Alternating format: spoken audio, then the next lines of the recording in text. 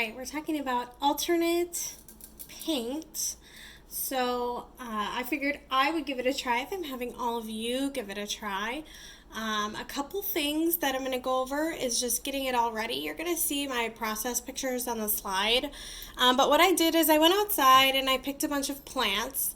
I separated them by colors, so you can see pretty clearly here that these are my reds.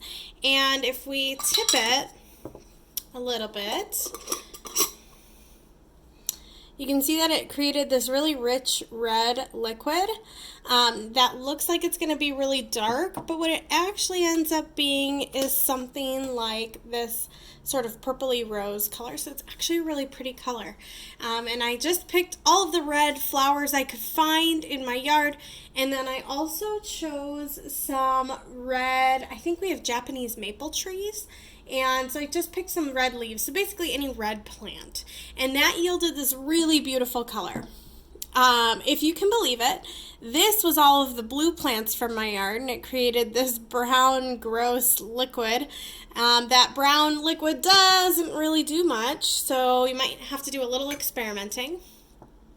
I also picked some green plants, and those also turned into this sort of yellowy brown mixture. I think that if you use something like basil or spinach leaves, that might actually work better, but I figured it's better for you to see me fail so that you can know what not to do. And then I've got this sort of yellowy color, so this was dandelions, and I don't know how much I'm going to use it. It kind of turned out like this, and so this is going to be a really, really light tan. I'm hoping you can see it here. That sort of tan is what it'll end up being. So then I wanted a couple variations because I know that this yellowy tan is not going to be a great thing for doing my full flower. So then I've got kind of condensed my red liquid. These are just caps too, so you don't have to have a palette. Then I condensed some of my brown liquid, and I also got some dirt to make it a little bit darker. With the dirt, you are going to get a couple particulates. You might be able to once it's all dry, you can rub those off, but it'll be like a textured brown.